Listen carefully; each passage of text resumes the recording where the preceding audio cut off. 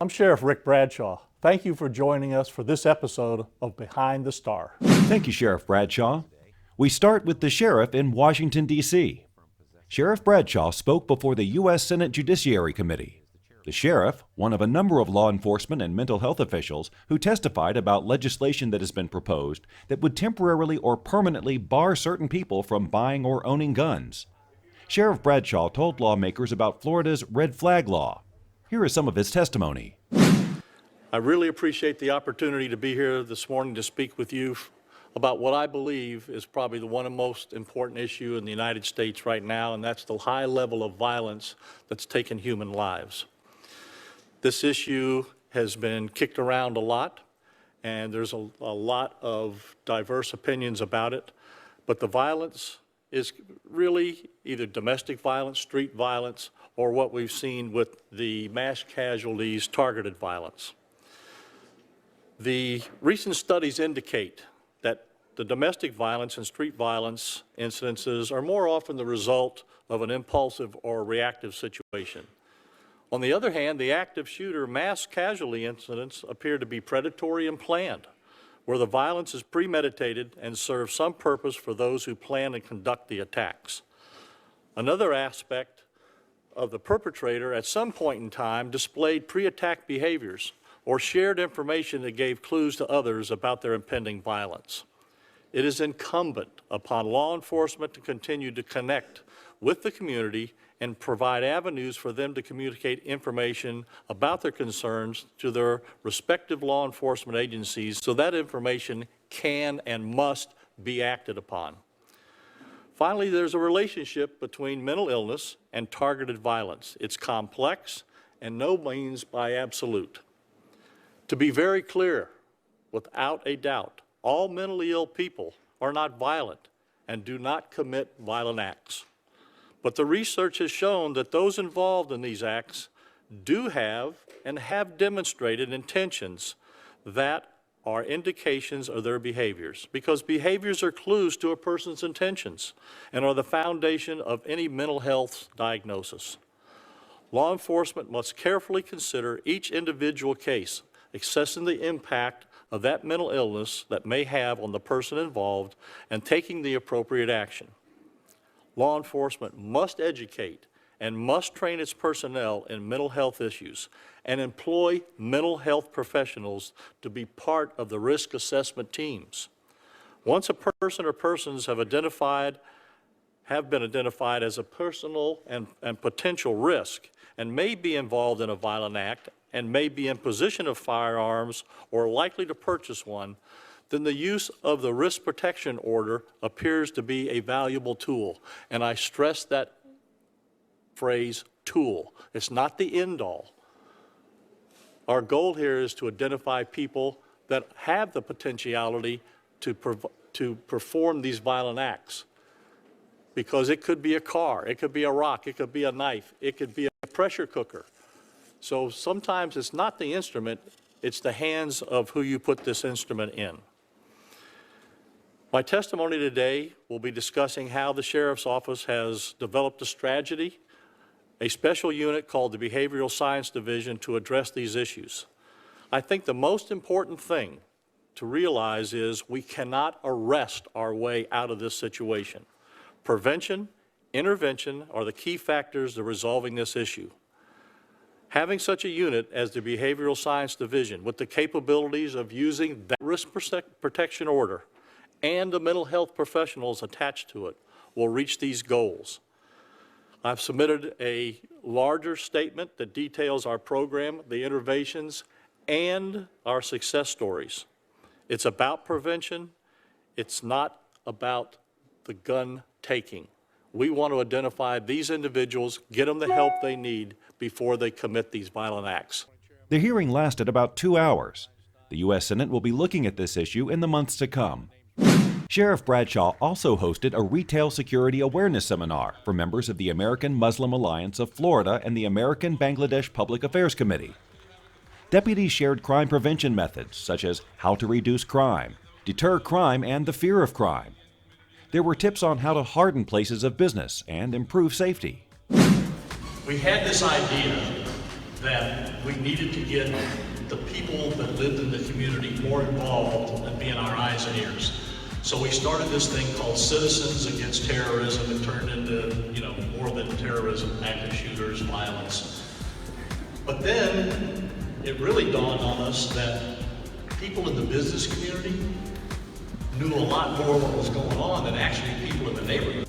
Recently, PBSO celebrated International Women's Day. We wanted to acknowledge the hard-working and dedicated women from PBSO who work every day to keep our communities safe.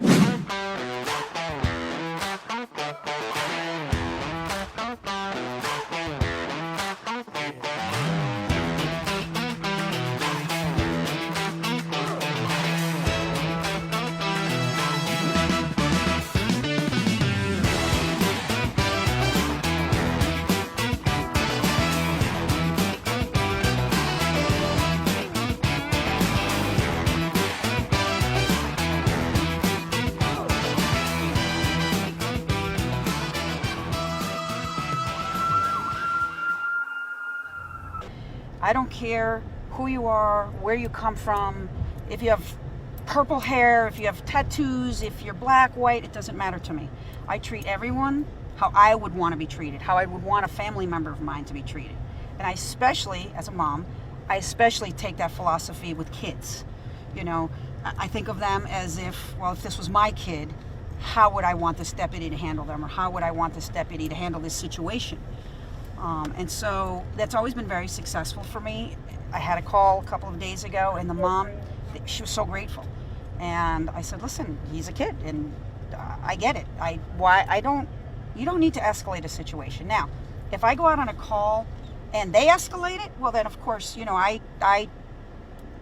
I bring it to the level that I need to bring it to at the time, but I don't start at that level.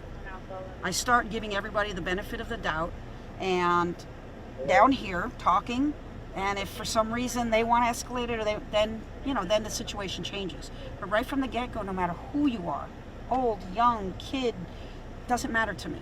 Right. So we're on our way to a 33-year-old man who who overdosed possibly on some pills.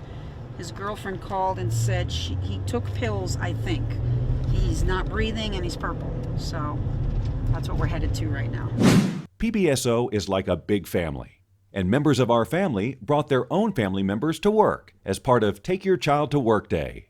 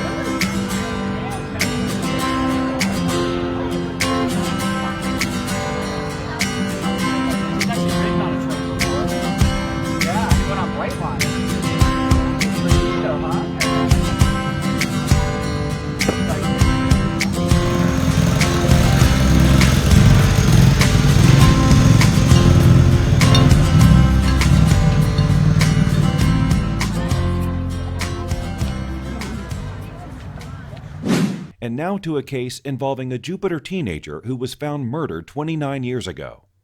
Although no one has been arrested in the death of Rachel Hurley, PBSO detectives say they will never give up.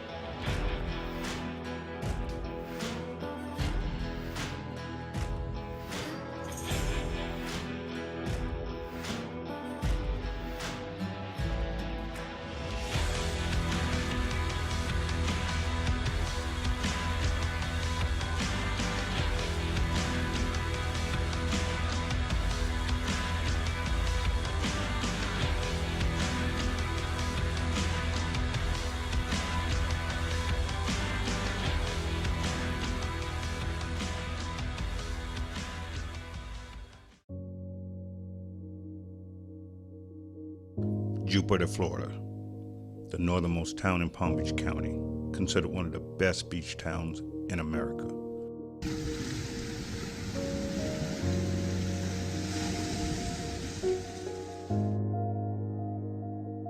But there's a terrible, gloomy past in this suburban little corner of Florida, one that haunts those who lived there 30 years ago.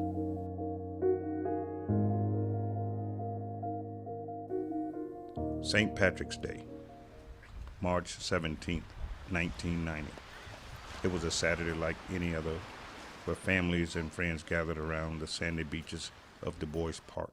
Off towards the inlet was a group of energetic teenagers on a 12-foot Boston Whaler, 3 girls, 2 boys. Rachel Hurley, a 14-year-old middle school full of life, was one of the girls on that boat that day. Rachel left Jupiter Inlet to meet her mother as planned at Carlin Park, just under a mile away, but she did not make it. Her life was taken just before she turned 15.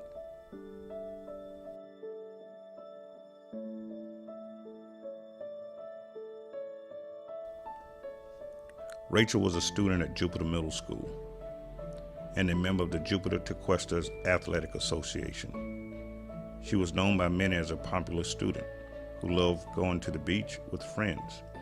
She was loved by many, but mostly by her family. She was known as the coolest girl in school, with the best hair, the quickest wit, and charm that could disarm just about anybody. She had a curious mind and an optimistic view of the world. Rachel played softball, but now there were only memories of what could have been. Her name sits on the memorial till this day. Carlin Park is located 1/2 mile south of the Jupiter Inlet. The park has always been a local hangout where families and friends come to relax, especially on weekends. But everything changed after that day. Around 2:45 p.m., Rachel, while on a boat with her friends, was starting to get nervous about getting back to shore. She was supposed to meet her mother at 3 p.m. and didn't want to be late. The boys docked the boat on the beach, and she ran, leaving her friends heading south to Carlin Park about a mile away. That was the last time she was seen alive.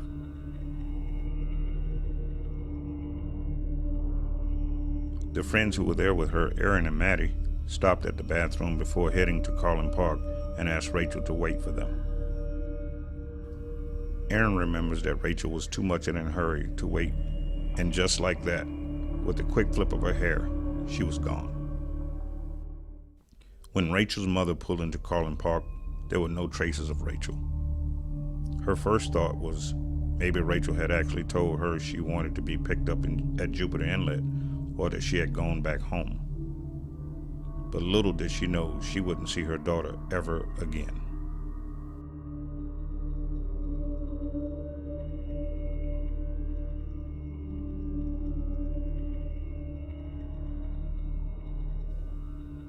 Andrea Hurley went back home, but Rachel was not there. That's when she knew something was terribly wrong.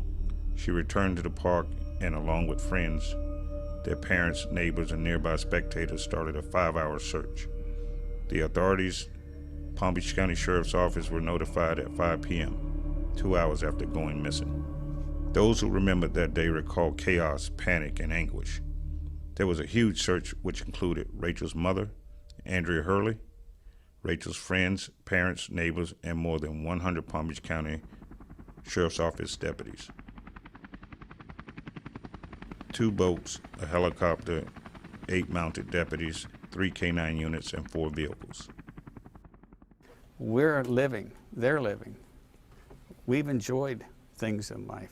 She wasn't able to, and it's not fair. They need to go to jail.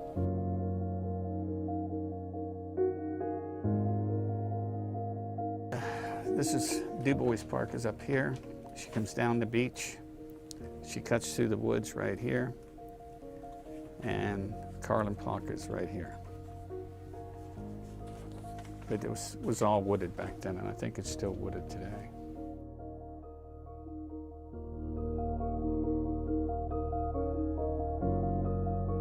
It's around 3 o'clock in the afternoon.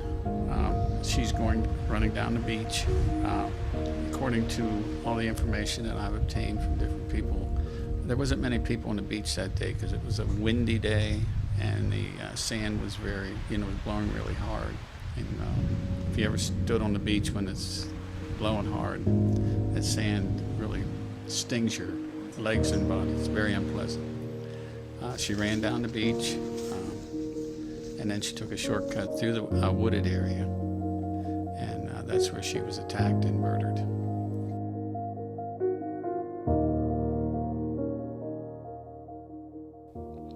At approximately 8:15 p.m., detectives found Rachel's partially clothed body in the woods, just east of a path leading south from Du Bois Park.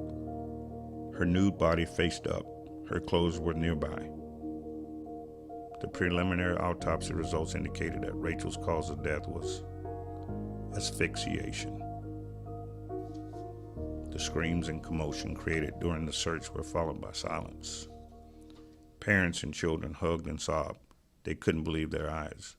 The search was over, but the investigation had just begun. At the time, the community of 28,000 residents all wondered who would do such a heinous thing in Jupiter. The first tip came from a high school student who claimed to be in the park on the same day the body was found. The man was described as a man in his mid-30s with a tan complexion, dark blonde hair, and a beard, standing 6 feet tall and about 160 pounds.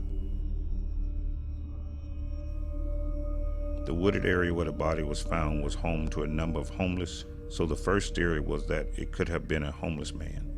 Detectives questioned more than 50 homeless subjects. However, the search led nowhere. This case has been worked, and I will say one thing. All the detectives, Bob Weekly and Mike Waits were the original detectives. They worked very diligently, very hard. Other detectives had worked it after they left, followed up all the leads that came in. In 2004, when we formed the cold case squad, we adopted the case. And Detective Van Houten and Detective Paige McCann worked on it, and I was a supervisor. There have been numerous leads in the case over the years, but no arrests have been made yet. Suspects have come and gone. DNA technology has improved, and the Palm Beach County Sheriff's Office continued to search for leads to one of Florida's most publicized unsolved murders. Well, some of them are more personal. Yeah, this is a 14-year-old girl, and I take that personally.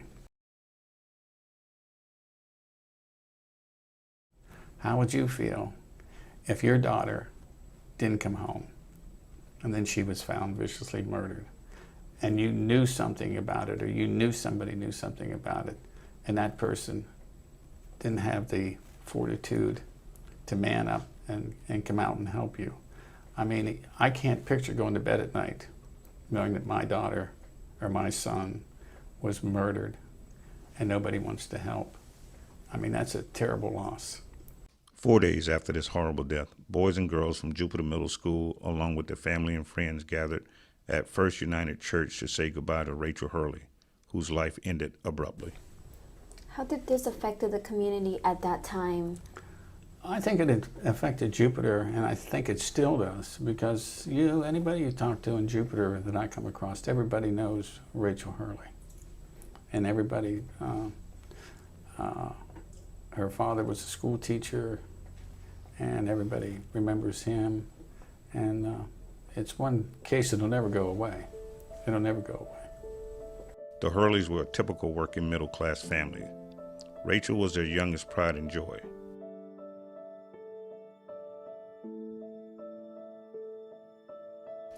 Their oldest, Erica, was only 3 years older and was very close to Rachel. The Hurleys, although destroyed by their daughter's violent murder, they did not let the event dominate their lives. It really pisses me off that somebody murdered Rachel, is out there enjoying life, just went on with their life like nothing. I mean, this piece of needs to go to jail. And I know that somebody out there has firsthand knowledge that could put us on the right track to put this person in jail. And they need to step up and do the right thing. Yes, Anthony.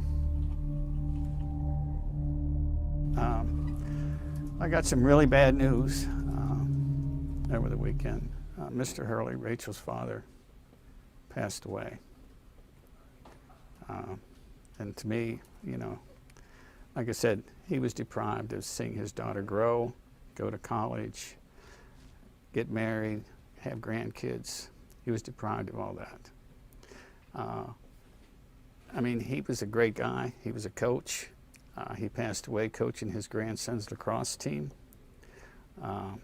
He was just a great all-around guy. And I'm just sorry that I couldn't solve his daughter's murder before he died.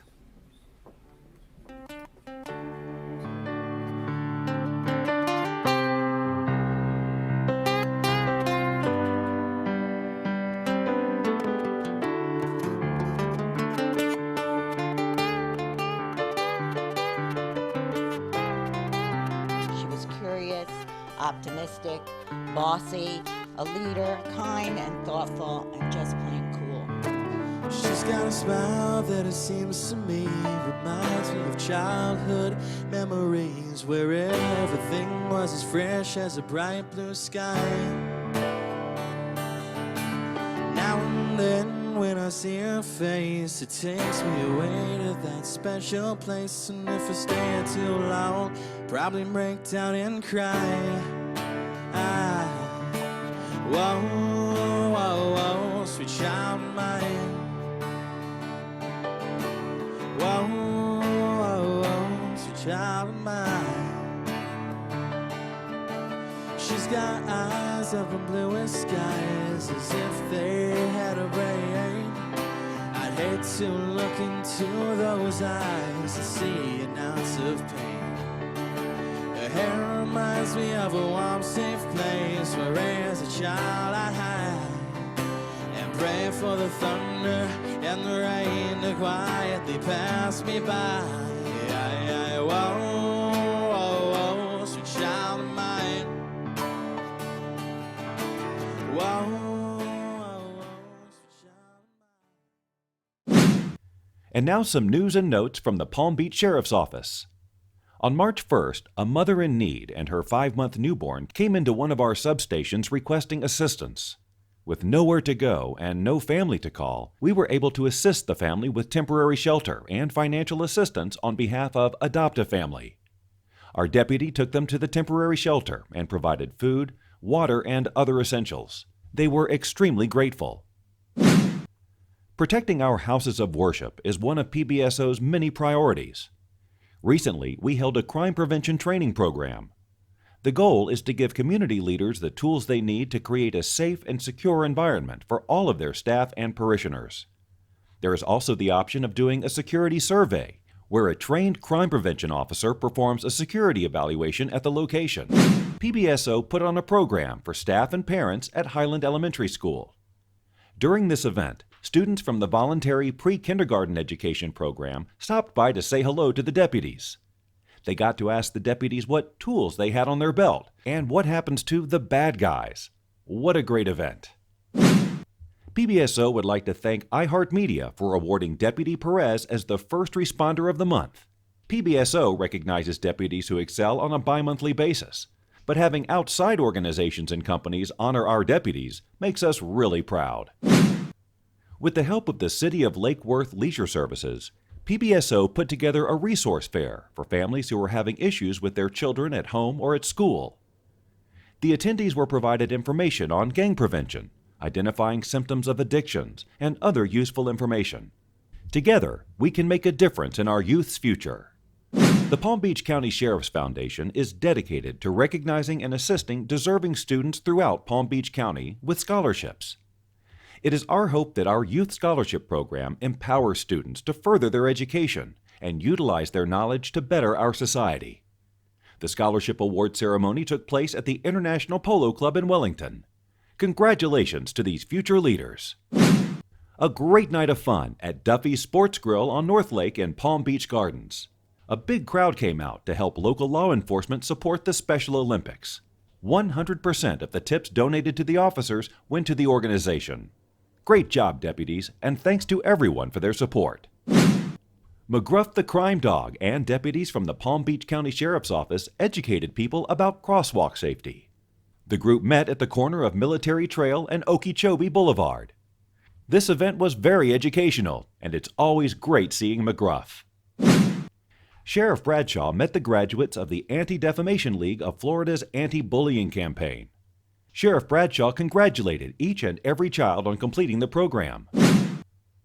PBSO conducted a crime prevention presentation at John I. Leonard High School for ESOL students. ESOL stands for English for Speakers of Other Languages. It was a great chance to bond with the community, and after the presentation, many of the participants wanted to know how to become PBSO volunteers. And now, back to Sheriff Bradshaw. That'll do it for this episode of Behind the Star. On behalf of the men and women of the Palm Beach County Sheriff's Office, thank you for watching.